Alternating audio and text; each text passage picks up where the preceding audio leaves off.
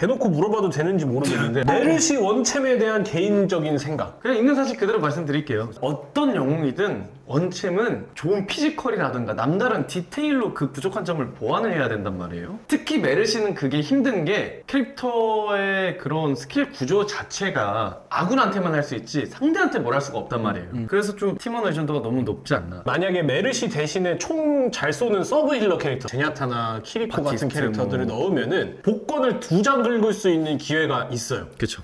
자, 근데 메르시 같은 경우에는 공격 스킬이 거의 없기 때문에 복권 하나를 긁을 수 있는 기회가 없어져요. 그쵸. 결국에는 빨대 꽂아주는 딜러를 잘 만나야 돼. 맞아요. 그게 사실 핵심이에요. 뭐 메르시 유저들한테 막 잘못됐다 이런 얘기가 아니잖아. 메르시 영웅 당연히. 자체가 그렇다는 거예요. 네, 알아주셨으면 좋겠다. 자, 해설자 수입은 연봉제로 이렇게 계약을 하나요? 아니면 중개 건당으로 하나요? 일단 저도 이 업계에 그렇게 오래 발을 담그고 있던 건 아니라서 일단 제가 아는 선에서는 연봉으로 받으시는 분들도 계시고요. 어느 뭐 회사라던가 소속이 되어 있으셔가지고 월급처럼 그냥 일반 직장인 분들처럼 받으시는 분들도 계시고 프리랜서 분들은 건당으로 받는 걸로 알고 있습니다. 중개 한 건당 이런 식으로. 해서 네네네. 일단 대체적으로 퍼져 있는 거는 하루 또는 경기당 이렇게 잡히는 걸로 알고 있습니다. 해설자 멘트가 이 선수가 실수했어요. 이건 이 선수가 잘못했어요. 라는 식으로 들어가게 되면 사실 가볍게 보는 시청자들 입장에 채팅창에다가 아 누구누구가 못했다. 이런 부정적인 그게 올라갈 수도 있잖아요. 채팅창이. 이런 거에 대해서 좀 주의하시려고 하는 부분이 있으신지. 오버워치뿐만이 아니라 모든 종목 이 중계를 하시는 분들이 스타일이 다 다르세요. 뭐 좀 공격적으로 하시는 분들도 계시고 뭐 수비적으로 하시는 분들도 계시고 경기를 통해서 선수의 이미지가 구축되는 게 정말 크잖아요. 그렇죠. 일단 제 스타일은 그래요. 그 상황에 대해서 얘기하려고 할 때 저는 실수까지는 저도 얘기를 해요. 근데 못했어요 보다는 아쉽다.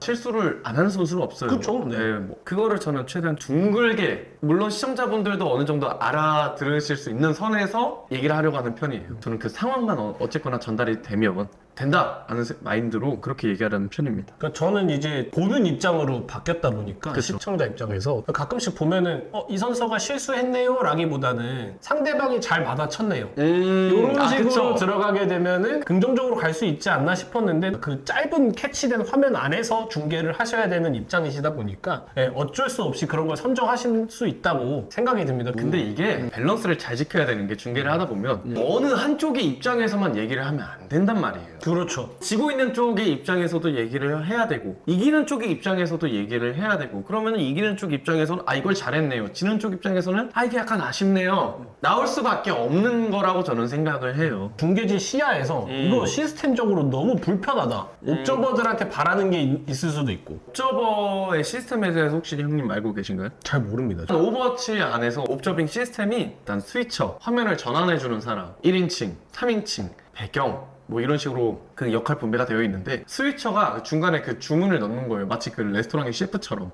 결국 화면에 내보내는 것도 결정권을 가진 것도 스위처예요. 그래서 시스템상은 되게 좋아요. 그러니까 스위처가 많은 걸 담당을 해야 되다 보니까 보통은 스위처는 게임을 정말 잘 아는 사람, 경력직. 프로게이머 출신 오. 아니면은 티어가 높으신 분들 대한극장 기준으로 첫 번째 스위처 아도, 두 번째 이대호카게, 이대 혹하게. 네. 띵, 이대 혹하게 띵. 네. 3대 호카게, 면봉, 면봉님. 네. 4대 호카게, 클로저. 클로저. 네, 이런 식으로 한 주먹 했던 사람들이잖아요. 다. 오버워치 한국 옵저버가 잘하는 이유가 있었네. 그쵸. 진심이에요. 해외에서 잡아주는 화면을 실제로 중계해 보신 적이 있나요? 오버워치 리그 기준으로 말씀을 드리는 거예요. 서부는 피드 방송이에요. 거기서 쏴주는 화면만 그대로 받는 방송이다 보니까 특히 서부 같은 경우에는 탑뷰, 3인칭 그걸 되게 많이 찍잖아요. 아시아 같은 경우에는 1인칭 1인칭 또는 그 경기의 디테일을 되게 세밀하게 뜯어보는 거를 다들 되게 좋아하시고 근데 서양 서부 쪽 리그는 대체적으로 그렇게 막 1인칭으로 막 왔다 갔다 하면은 보기 어지럽다라는 피드백이 정말 많이 나온대요. 그래서 그 연출하는 그런 방식이 이 문화의 차이, 성향의 차이에 따라서 바뀌더라고요. 저는 어쨌거나 동부 중계진이니까 아쉽죠. 아쉽다. 왜 여기 여기서 이걸 찍고 있지. 또는 딜러 위주로 너무 좀 과하게 찍는 그런 시간도 상대적으로 많고 예를 들어서 막 저기서 막 한타가 터졌어요. 근데 여기서 막 겐지 밀어서 막 이러고 있는 거죠. 막 그러면 살짝 슬프죠. 예. 크레이지 라쿤 우승으로 이제 첫 시즌을 마무리했잖아요. OWCS. 운영 부분에서 아쉬웠던 점. 퍼즈가 오래됐잖아요. 제가 또 들어보니까 댈러스에서 열렸는데 그 지역이 텍사스잖아요. 얼마 전에 폭풍이랑 비가 그렇게 많이 와서 정전이 됐다고 하더라고요. 근데 그거는 텍사스 지역의 고질적인 문제인데 천재지변 이슈. 그쵸, 천재지변이지만 그래도 어느 정도 미리 좀 할 수 있지 않았을까? 대회 생태계 자체에 제가 원하고 바라는 게 있는데 구단, 선수, 팀들의 스토리를 만들 시간이 별도로 없는 게 전 너무 아쉬운 것 같아요. 성적 잘 내고 경기 이기고 플레이 잘하고 이것도 중요하죠. 근데 그만큼 중요한 게 저는 그런 선수들의 개인적인 스토리라든가 팀 간의 스토리, 뭐 라이벌 구동 간의 스토리 이런 좀 서사가 쌓여야 결국 보시는 분들 입장에서도 좀 더 응원을 하게 되고 보는 재미를 붙이게 되고 부가적인 것도 당연히 필요하다라고 생각을 하는데 요새는 그런 환경이라든가 움직임 자체가 좀 많이 없는 게 아쉽죠. 옛날에 에이펙스만 해도 PD님이 뭐 든세 불러다가 기타 치게 하고 뭐 세별비님 갬블러 나와갖고 그 노래방 머신에다가 뱅뱅뱅 춤추고 그러고 네.